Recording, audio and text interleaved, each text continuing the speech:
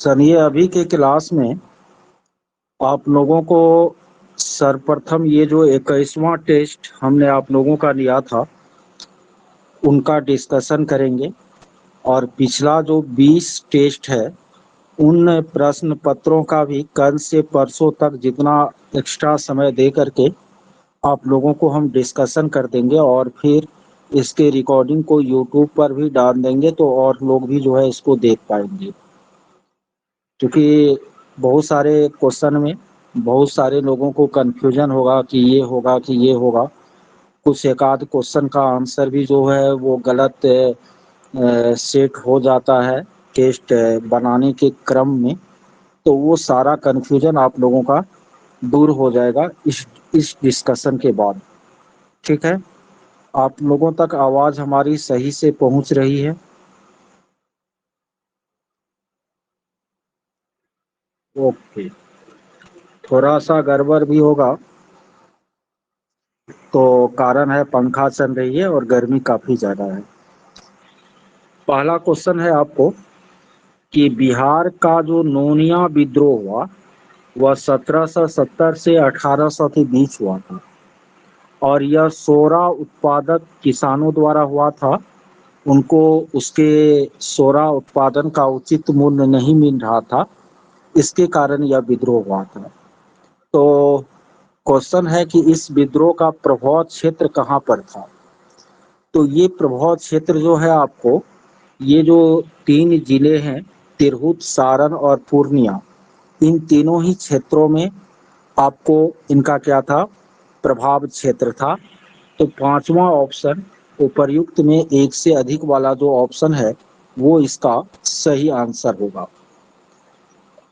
अगला क्वेश्चन है बिहार का सर्वाधिक गर्म जल कुंड कौन सा है।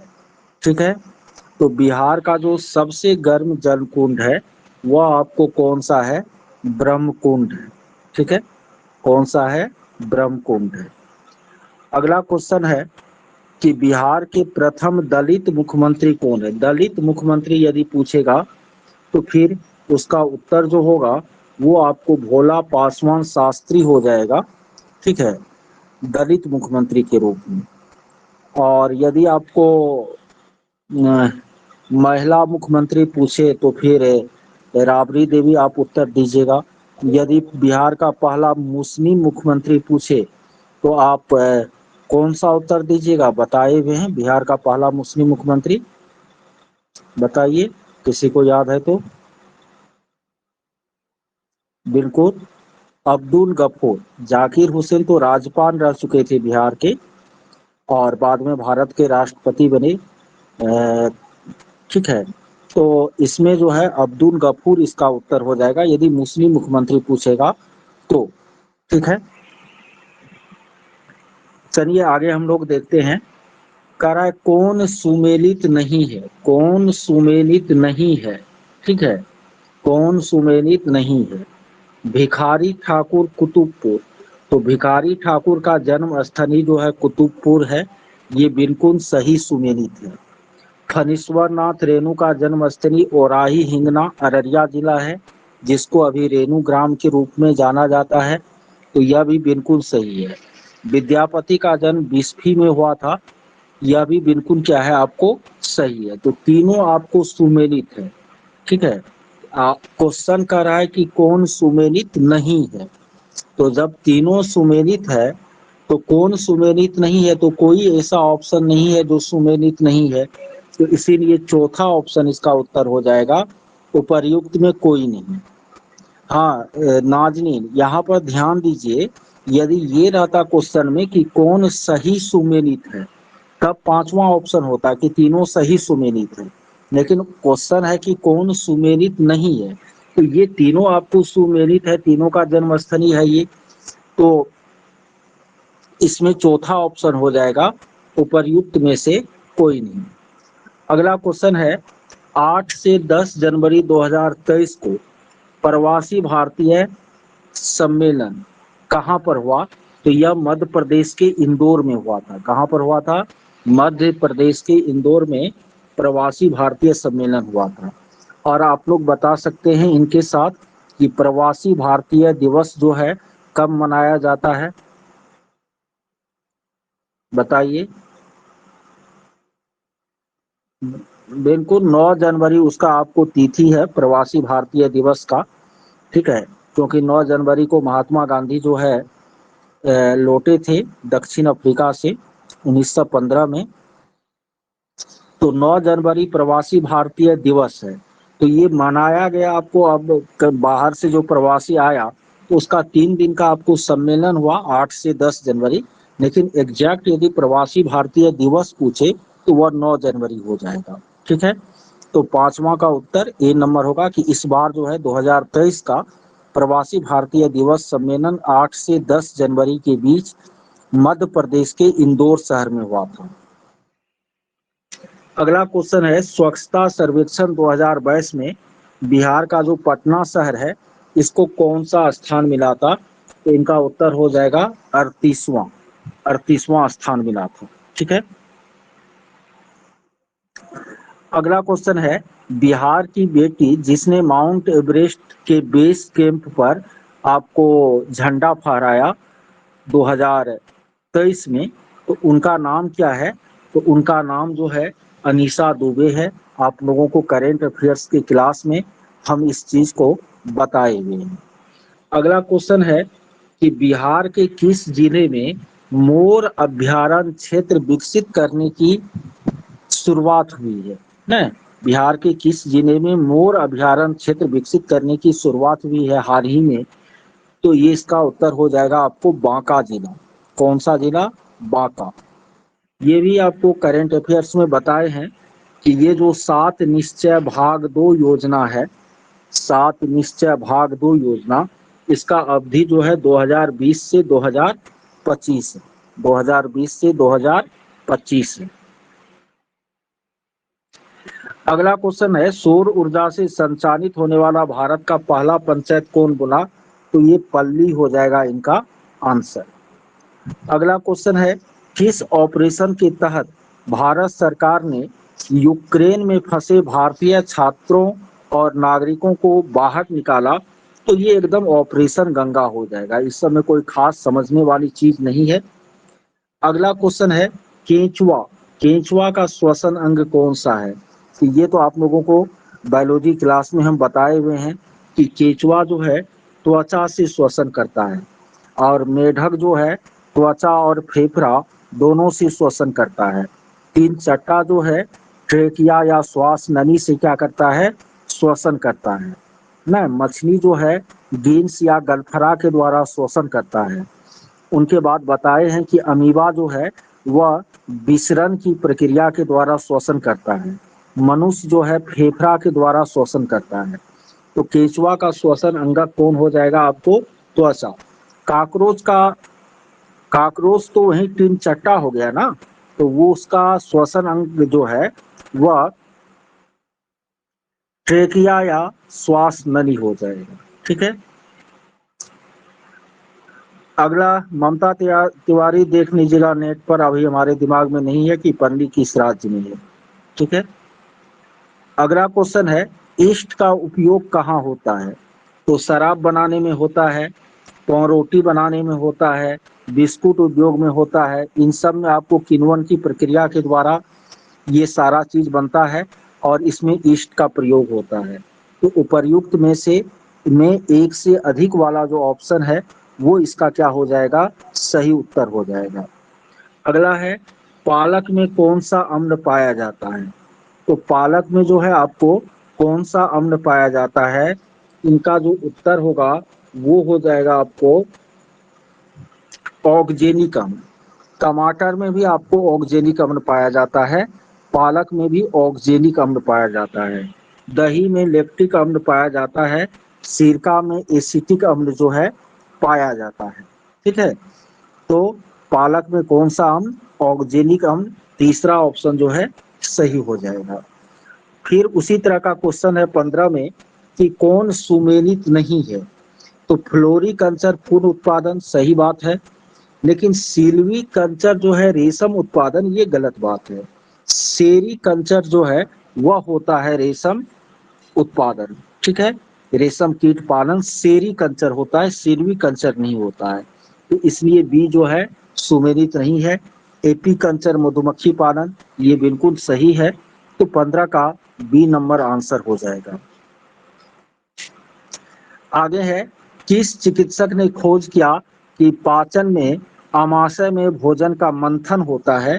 तो ये ईवीएस में आप लोग पढ़े हैं। यह खोज ब्यूमॉन्ट ने किया था। किसने किया था? ब्यूमॉन्ट ने। उन्होंने सेंट मार्टिन नाम के सैनिक के पेट का ऑपरेशन किया था और उसके बाद उन्होंने जो प्रेक्षण किया, अवलोकन किया, उसके आधार पर बताया कि आमाशय में भोजन का मंथन होता है। तो 16 का आंसर बी नंबर हो जाएगा, ब्यूमॉन्ट। अगला क्वेश्चन है आपको कि कायिक प्रजनन जो है वह किसमें होता है? हल्दी में होता है, हेलो सर। अदरक में होता है, गन्ना में होता है। इन तीनों का तना आप काट करके गाड़ देते हैं तो क्या हो जाता है? नया पौधा विकसित हो जाता है। तो इन सब में कायिक प्रजनन होता है, इसीलिए 5वां ऑप्शन इसका सही उत्तर होगा। अगला है, इस क्वेश्चन का आंसर हमने आपको गलत सेट कर दिया था, चूंकि रात को क्वेश्चन बना रहा था, नींद में था ना, तो थोड़ा सा गलत इसका आंसर सेट हो गया था कि सरल लोलक जो है 30 दोलन करने में 45 सेकेंड लगता है, तो उसका आवर्त काल बताए। तो 30 दोलन में आपको 45 सेकेंड लगता है, तो एक दोलन में जितना समय लगता है उसको आवर्त काल कहते हैं। तो एक दोलन में कितना हो जाएगा? 30/45, तो 15 दूनी 30 और 15 तिया 45। गलत गलत गलत, हम उल्टा कर दिए, इसी कारण उस दिन भी आंसर गलत हुआ था। 45 सेकेंड में 30 दोलन करता है, 45 सेकेंड में 30 दोलन। तो एक सेकेंड में जितना दोलन करेगा, ठीक है,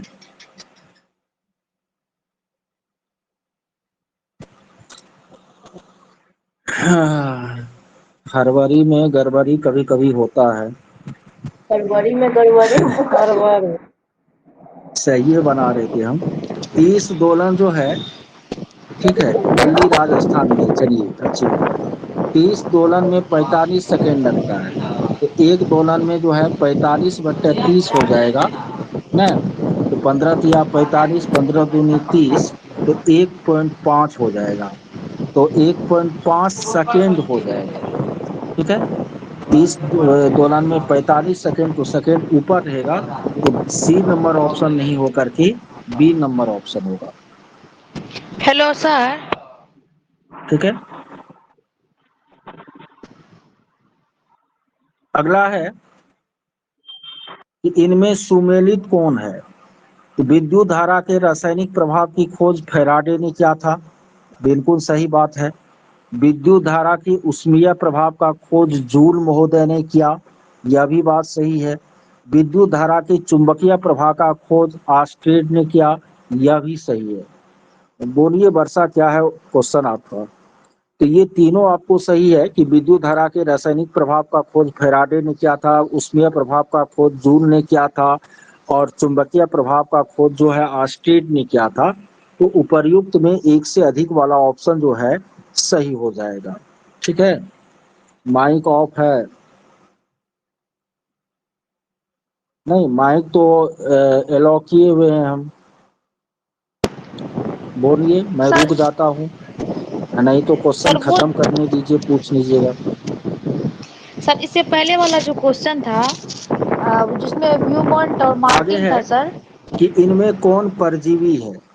तो लाइकेन, लाइकेन तो शैवाल और कवक के बीच कैसा संबंध होता है? लाइकेन में सहजीवी संबंध होता है। इसमें घटपर्णी या नेफेंथिस जो है वह कीट भक्षी पौधा है ना, कीट भक्षी पौधा है। तो अमरबेल जो है वह क्या है? परजीवी है। अमरबेल क्या है? आपको परजीवी है। तो सी नंबर इसका क्या हो जाएगा? आंसर हो जाएगा। एक मिनट, और इसमें क्वेश्चन है एक। किस प्रकार की मिट्टी का अंतःस्रवण दर, अंतःस्रवण दर का मतलब है कि पानी सबसे ज्यादा किसमें रिसता है, कौन पानी को सबसे ज्यादा सोख लेता है, वही वह अंतःस्रवण दर। ठीक है, पानी को सोखने की जो क्रिया है उसी को अंतःस्रवण कहते हैं। तो पानी को कौन सबसे ज्यादा सोखेगा, तो बलुई मिट्टी सोखेगा, इसीलिए बलुई मिट्टी का अंतःस्रवण दर सबसे ज्यादा होगा। अगला क्वेश्चन है, ज्वाला का कौन सा क्षेत्र सबसे ठंडा होता है, सबसे ठंडा है। नीला वाला जो क्षेत्र है वह सबसे गर्म होता है, मध्यम वाला जो न उतना गर्म न उतना ठंडा, और जो अंदर का सबसे नीचे का क्षेत्र है काला भाग वो सबसे ठंडा होता है। तो 22 का आंसर क्या होगा, सी नंबर। अगला है, बाबा साहब भीमराव अंबेडकर के बारे में कौन सा कथन गलत है। तो 1924 में बाबा साहब ने बहिष्कृत हितकारिणी सभा की स्थापना की, बिल्कुल सही बात है। 1942 में अंबेडकर ने अनुसूचित जाति संघ की स्थापना की, बिल्कुल सही बात है। लेकिन 1948 में बौद्ध धर्म अपनाया, ये गलत है। 1950 में आपको बौद्ध धर्म अपनाया था, 48 नहीं 1950 में वह बौद्ध धर्म अपनाए थे। इसीलिए सी नंबर कथन गलत है और वही इस प्रश्न का आंसर हो जाएगा। नागपुर झंडा सत्याग्रह आप लोगों को बताए हुए हैं, बिहार के हरदेव नारायण सिंह थे जिनको नागपुर जेल में फांसी दिया गया था, राजेंद्र प्रसाद सब ने उसको कंधा दिया था आपको। तो हरदेव नारायण सिंह झंडा सत्याग्रह के दौरान बिहार के हरदेव नारायण सिंह ने क्या दी थी, शहादत दी थी। आगे है, मजहरुल हक ने खैरू मियाँ की जमीन पर कौन कौन चीज स्थापित किया था। तो सदाकत आश्रम भी, बिहार विद्यापीठ भी। बीएन कॉलेज तो वो स्थापित नहीं किए थे, वो तो विशेषर सिंह स्थापित किए थे। तो सदाकत आश्रम और बिहार विद्यापीठ दोनों को मजहरुल हक ने खेरू मियाँ की जमीन पर स्थापित किया था। इसीलिए इसका सही उत्तर उपर्युक्त में एक से अधिक 5वां ऑप्शन हो जाएगा। अगला है, महात्मा गांधी का कहना था, शिक्षा से संबंधित निम्न कथन का अवलोकन करिए। पहला कथन है, महात्मा गांधी का कहना था कि अंग्रेजी शिक्षा ने हमें गुलाम बना दिया, बिल्कुल सही बात है, कहीं इसमें दो राय नहीं है। टैगोर का मानना था कि सृजनात्मक शिक्षा को केवल प्राकृतिक परिवेश में प्राप्त किया जा सकता है, बिल्कुल। वह कॉन्वेंट स्कूल को कारखाना के समान मानते थे, इसीलिए वह कभी स्कूल नहीं गए ना, पता है ना। टैगोर एक दिन भी स्कूली शिक्षा प्राप्त नहीं किया था, न ही उसे कोई डिग्री थी, लेकिन उन्होंने शिक्षा के क्षेत्र में जो है आपको शांति निकेतन और विश्व भारती विश्वविद्यालय जैसे संस्थाओं की क्या की स्थापना की। ठीक है, तो टैगोर का यह कथन बिल्कुल सही है। एडम के रिपोर्ट को, ये सब 8 क्लास के हिस्ट्री के चैप्टर में से क्वेश्चन लिया गया है। ये न कहिएगा कि सर शिक्षा शास्त्र थोड़े पूछेगा, ये 8 क्लास के हिस्ट्री से क्वेश्चन है। एडम के रिपोर्ट के अनुसार 19वीं सदी में मध्य बिहार 19वीं सदी के मध्य में यानी 1850 ईस्वी के आसपास बिहार और बंगाल में 1 लाख से ज्यादा पाठशाला थी, बिल्कुल यह भी बात सही है, तीनों कथन सही है। तीसरा ऑप्शन इसका सही उत्तर हो जाएगा। अगला है, बिहार का सबसे पुराना कॉलेज कौन है, BN college Patna. BN college Patna Bihar का सबसे पुराना कॉलेज है। ओह गलत, sorry, Patna college Patna, Patna college Patna जो है वह बिहार का सबसे पुराना कॉलेज है, जो गोदाम था आपको। ठीक है, पटना कॉलेज पटना।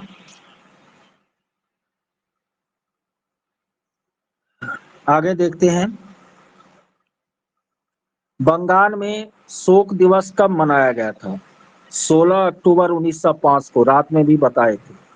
बंगाल विभाजन के बाद 16 अक्टूबर 1905 को बंगाल में शोक दिवस मनाया गया था। अगला क्वेश्चन है, आजाद हिंद फौज के 3 वरीय अफसर जिन पर लाल किले में मुकदमा चलाया, पंडित जवाहरलाल नेहरू जैसा वकील एक बार फिर से काला कोट पहनकर पैरवी करने पहुंचे, लेकिन आपको तीनों को मृत्यु दंड दिया गया। ठीक है। लेकिन फांसी दिया गया, लेकिन फांसी का सजा देने का हिम्मत अंग्रेजों को नहीं हुआ। उस समय देश की स्थिति उस तरह की नहीं थी। और जब भारत आजाद हुआ तो इन तीनों को जो है आपको रिहा कर दिया गया, स्वतंत्र कर दिया गया। तो सजा तो हुआ था शाहनवाज, ढिल्लन और साहबन को फांसी का, लेकिन फांसी हुआ नहीं था। तब तक देश आजाद हो गया और इसे जो है बाहर कर दिया। तो किसको फांसी हुई थी? तो किसी को फांसी नहीं हुई थी, खाली सजा हुई थी, मृत्यु दंड दिया गया था लेकिन हुआ नहीं। इराक में पढ़ाए हैं। देवी दीन किस उपन्यास का पात्र है? गबन का। देवी दीन किसका पात्र है आपको?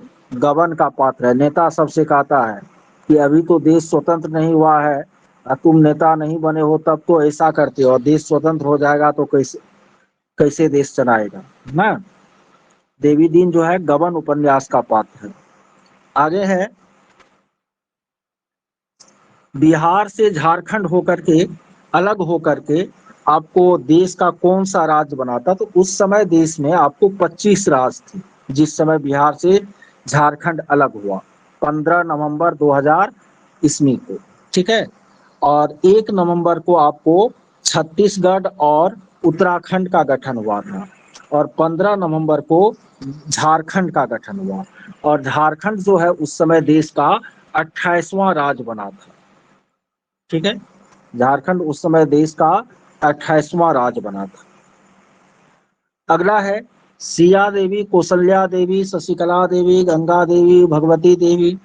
रात में भी पढ़ाए, मधुबनी चित्रकला। आगे देखिए, एवरेस्ट की ऊंचाई लगभग कितनी है? तो उस दिन भी हम क्लियर किए थे कि मीटर में 8,850 मीटर, और 3.3 फीट बराबर लगभग 1 मीटर होता है। तो वह लगभग 30,000 फीट हो जाएगा फीट में, और किलोमीटर में लगभग 9 किलोमीटर हो जाएगा। तो ये तीनों सही हो जाएगा ना, लगभग में पूछ रहे हैं ना। तो उपर्युक्त में एक से अधिक, 5वां ऑप्शन। आगे है, कौन आश्वस्त सिंचाई का साधन नहीं है? नदी, वर्षा जल, नलकूप। आश्वस्त सिंचाई क्या है? जहाँ माने सिंचाई के वे साधन जो निश्चित है आपको, मतलब जैसे नदी में पानी आपको कम बेसी हो सकता है। वर्षा जल जो है वो भी आश्वस्त सिंचाई का साधन नहीं है। किसी वर्ष सुखाड़ पड़ेगा, किसी वर्ष बहुत वर्षा होगा। तो नलकूप, नहर, ये सब आपको आश्वस्त सिंचाई का साधन होता है। तो कौन आश्वस्त सिंचाई का साधन नहीं है? ठीक है, नहीं है। नलकूप तो है। ठीक है। तो यदि नहीं है पूछेगा तो फिर इसका उत्तर क्या हो जाएगा? ये दोनों आपको आश्वस्त सिंचाई का साधन नहीं है, तो उपर्युक्त में एक से अधिक।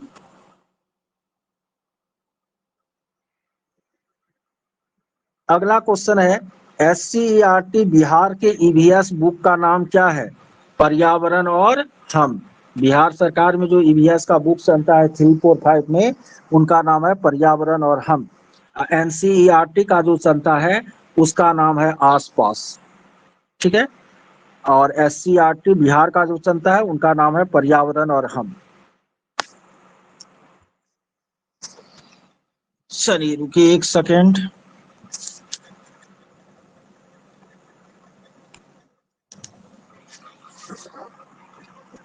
आगे देखते हैं हम। परजीवी पौधे का उदाहरण, 2 बार क्वेश्चन आ गया यह। अमरबेल, बेलेनोफोरा, चंदन, ये तीनों 345 ईवीएस का जो नोट दिए हैं उसमें लिखे हुए हैं क्लियर। अमरबेल, बेलेनोफोरा, चंदन, ये तीनों आपको परजीवी पौधा का उदाहरण है। उपर्युक्त में एक से अधिक। अगला क्वेश्चन है, किस कथन से आप सहमत नहीं हैं? सुपोषण में वृद्धि से जलीय जंतु ऑक्सीजन के अभाव में मरने लगते हैं। बिल्कुल, चूंकि ऑक्सीजन का डिमांड बढ़ जाता है सुपोषण में, यूट्रोफिकेशन, यूट्रिफिकेशन होता है इसका अंग्रेजी। इसमें वृद्धि से जलीय जंतु ऑक्सीजन के अभाव में मरने लगते हैं। तो बिल्कुल सुपोषण में यदि वृद्धि होगा तो बीओडी का मान भी बढ़ेगा। सुपोषण यदि ज्यादा होगा तालाब में तो आपको किसका संख्या बढ़ जाएगा, जनकुंभी सबका संख्या बढ़ जाएगा। तो जल में रहने वाले जो जलीय जंतु है उसको ऑक्सीजन कम मिलने लगेगा और वो मरने की कगार पर पहुंच जाएंगे। इससे बायोलॉजिकल ऑक्सीजन डिमांड बढ़ जाएगी। और तीसरा जो क्वेश्चन है कि बीओडी का मान सीओडी से हमेशा अधिक होता है, ठीक है, तो ये कथन जो है आपको गलत है। सीओडी का मान बीओडी से हमेशा ज्यादा होता है। तो आप तीसरे कथन से सहमत नहीं है। 38 का सी नंबर। आगे है दुधवा राष्ट्रीय उद्यान कहाँ पर है, तो यह आपको यूपी में है। दुधवा यूपी में, वाल्मीकि नगर बिहार में, जिम कॉर्बेट उत्तराखंड में, न मानस और काजीरंगा असम में, गिर राष्ट्रीय उद्यान गुजरात में, है कि नहीं, सुंदरवन राष्ट्रीय उद्यान पश्चिम बंगाल में। बिहार का राजगीत मेरे भारत के कंठहार को संगीतबद्ध किसने किया था। ये हम नहीं पूछे थे कि यह गीत किसने लिखा था। गीत और संगीत में अंतर होता है, ठीक है। तो गीत लिखा था आपको सत्यनारायण कवि ने, लेकिन उनको म्यूजिक देने का काम किया हरि प्रसाद चौरसिया और शिव कुमार शर्मा ने संयुक्त रूप से। इसीलिए पांचवा ऑप्शन इसका उत्तर होगा।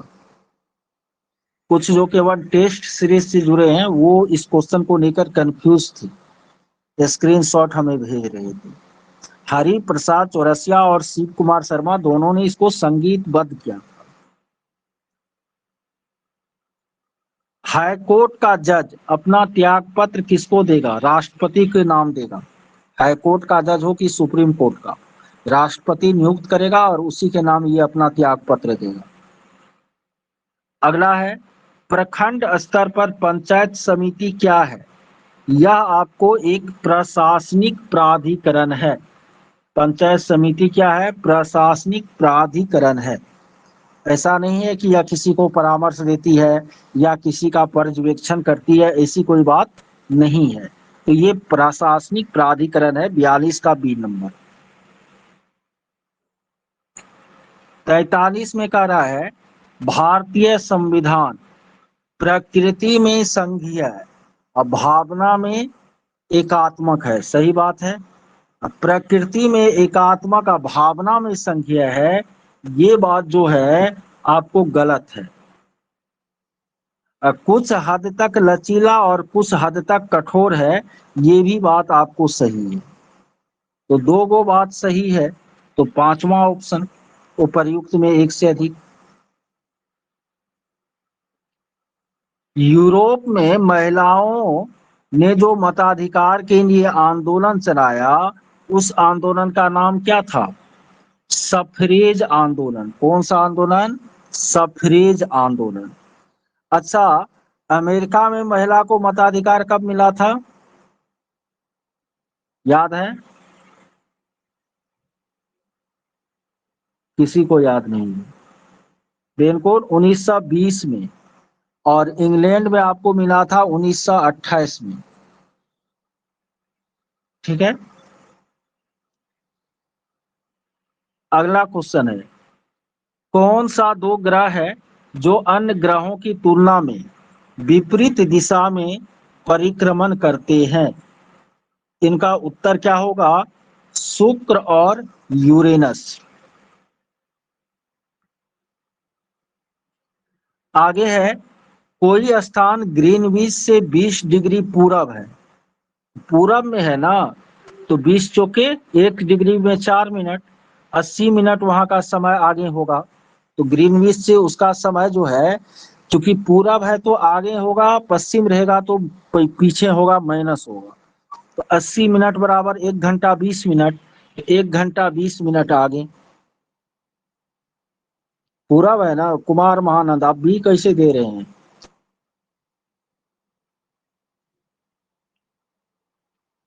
अगला है इनमें कौन प्रोटोजोआ के कारण होता है। तो प्रोटोजोआ के कारण हम 5 गो रोग बताए थे। कौन कौन बताए थे? मलेरिया, कालाजार, पेचिस, पायरिया और गियार्डियता। मलेरिया, कालाजार, पेचिस, पायरिया और गियार्डियता न पायरिया। और हाँ, एक और आपको सोने की स्लीपिंग सिकनेस न मलेरिया, कालाजार, पेचिस, पायरिया, स्लीपिंग सिकनेस और गियार्डियता।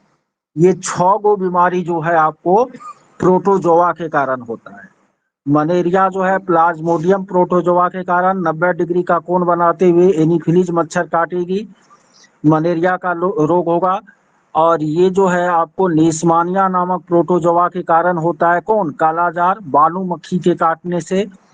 उनके बाद आपको सीसी मक्खी काटेगा तो ट्रिपेनोसोमा नामक प्रोटोजोआ के कारण स्लीपिंग सिकनेस का बीमारी होता है।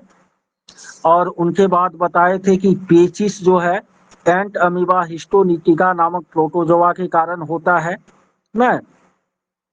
ये आपको मतलब दूषित पानी भोजन के सेवन से होता है। उनके बाद पायरिया जो है वह एंट अमीबा ग्रुप का ही एक वो प्रोटोजोआ है, उसके कारण आपको दांत में पायरिया होता है। विटामिन सी खाना पड़ेगा आपको। गियार्डियता जो है वो भी आपको प्रोटोजोआ के कारण ही होता है और यह बच्चों में होने वाला रोग है। बताए थे ना? तो क्या होगा इसका आंसर? कालाजार, पेचिस और पेरिया। कालाजार, पेचिस और पेरिया।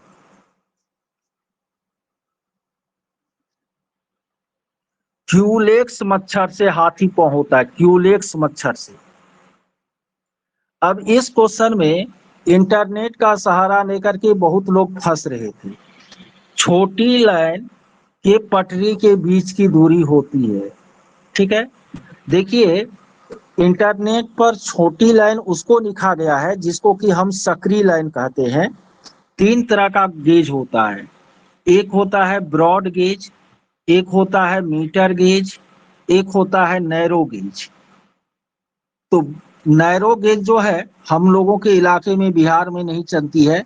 दार्जिलिंग साइड में ये आपको नैरो गेज सिलीगुड़ी से निकलती है, पर्वतीय क्षेत्रों में नैरो गेज की ट्रेनें चलती है। सबसे छोटा ये गेज होता है। मीटर गेज छोटी लाइन, अब तो हर जगह आपको अमान परिवर्तन हो रहा है, छोटी लाइन बड़ी लाइन में बदल रही है, वो मीटर गेज होता है। और ब्रॉड गेज बड़ी लाइन होता है। तो जो मीटर गेज होता है ना, उसमें आपको ब्रॉड गेज का जो होता है पटरी का बीच का दूरी वह होता है 1.616 मीटर। जो मीटर गेज या छोटी लाइन है उसका होता है 1 मीटर। जो नैरो गेज या सक्रिय लाइन है उसका होता है पटरी के बीच की चौड़ाई 0.762 मीटर, ठीक है। तो यहाँ छोटी लाइन का अर्थ मीटर गेज है। एससीईआरटी का किताब यही कहती है, तो आपको बी नंबर आंसर लेना है, ठीक है। हाँ, सक्रिय लाइन पूछता तब आप सी नंबर मिलती, ठीक है। इंटरनेट पर सारा ज्ञान सही नहीं होता। आगे है आपको 6 है, 24 है न, 60 है और उसके बाद क्या है आपको 120 है, ठीक है। ये तो आप लोग कैलकुलेट शायद कर लिए होंगे। 210 इसका आंसर आएगा। अगला है सही अनुक्रम में सजाए। मानसून, गर्मी, पतझड़, सर्दी, बसंत, ठीक है। तो आंसर जो इसका होगा वह हो जाएगा बसंत पहले, बसंत के बाद गर्मी आएगा और गर्मी के बाद जो है मानसून, मानसून के बाद पतझड़ और पतझड़ के बाद सर्दी। तो सही अनुक्रम जो है ये आपको 2 नंबर हो जाएगा। अगला क्वेश्चन है कि गणेश दक्षिण की ओर 5 मीटर चला। दक्षिण नीचे ना 5 मीटर चला, ठीक है। फिर वह जो है पूरब मुड़ गया और 5 मीटर चला, पूरब गया दाई तरफ और 5 मीटर गया। फिर वहां से वह बाई मुड़ा। तो पूरब का बायां किधर होगा बताइए? घड़ी के सुई की दिशा तो दायां होता है, विपरीत दिशा जो है वह बायां होता है। तो ऊपर जाएगा कितना 10 मीटर, कितना 10। अब फिर वह बायां मुड़ा, ठीक है, तो विपरीत दिशा इधर होगा और 5 मीटर चला, ठीक है। तो आरंभिक स्थान से वह कितना दूरी पर है, 5 मीटर की दूरी पर न है। 5 आया नीचे, इधर 5, फिर ऊपर 10, फिर इधर 5, तो ये डिस्टेंस जो है वो 5 मीटर होगी, ए नंबर।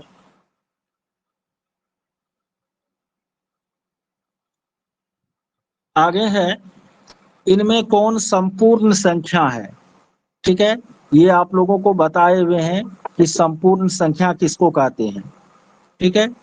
यानी उस संख्या को छोड़कर और उनका जो गुणनखंड है, जैसे एक 6 का गुणनखंड 1 2 3 और 6 हुआ, तो 1 2 और 3 को जोड़ने से 6 हो जाता है, इसीलिए 6 एक संपूर्ण संख्या है, क्लास में बताए थे।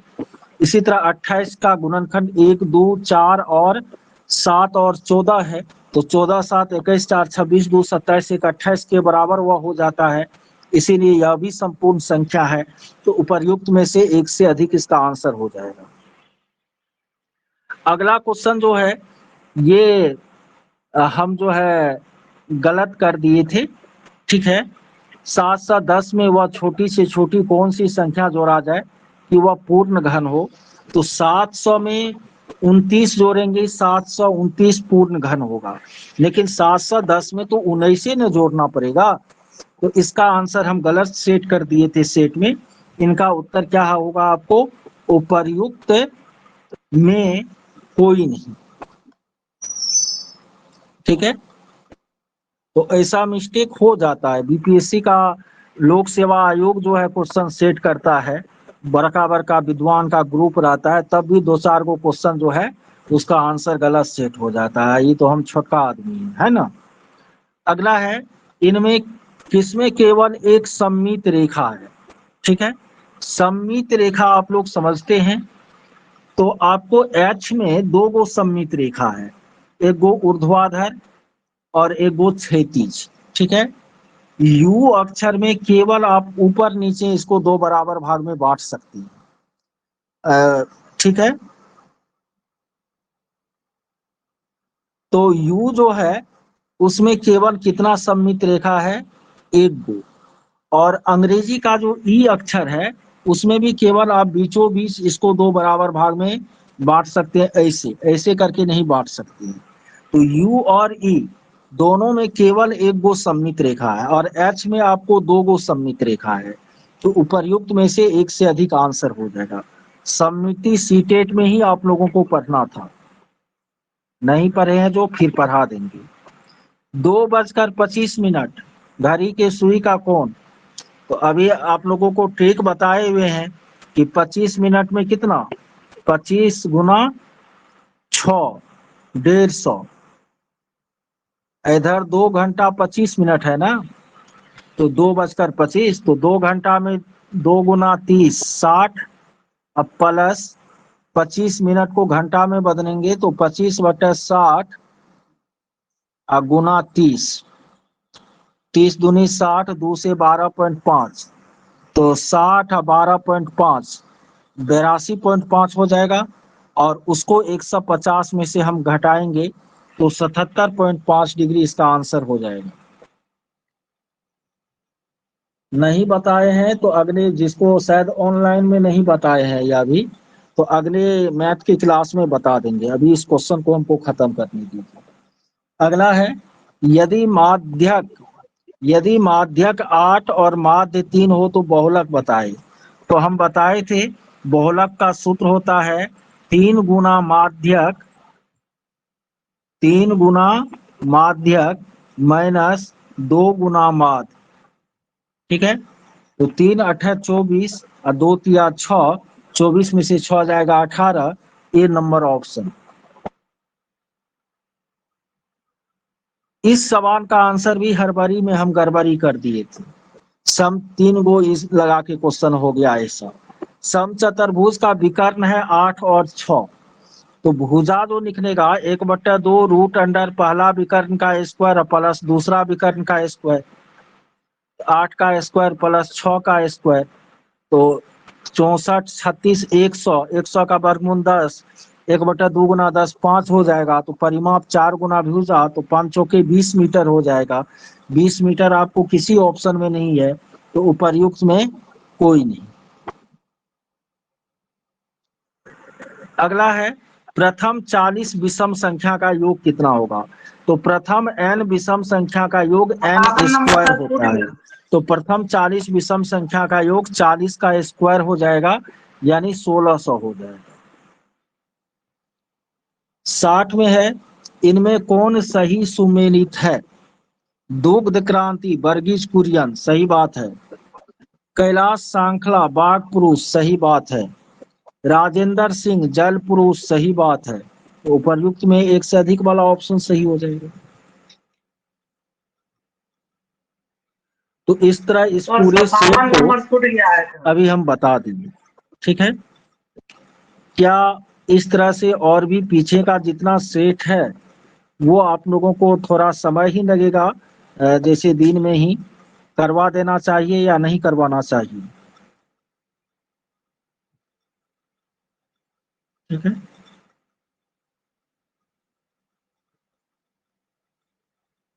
बता देने पर कॉन्सेप्ट आप लोगों का क्लियर हो जाता है, ठीक है। तो चलिए, आज 45 मिनट की ही कक्षा रही। मेरे यहाँ एक गेस्ट आए हुए हैं, ठीक है। रविवार है, थोड़ा उनसे भी टॉक करना होगा। और 57 नंबर बता दीजिए सर। बदले में कल आप लोगों का क्लास जो है फिर शेड्यूल हम तय कर देंगे, पूरे दिन रात का चलता रहेगा, ठीक है। चलिए।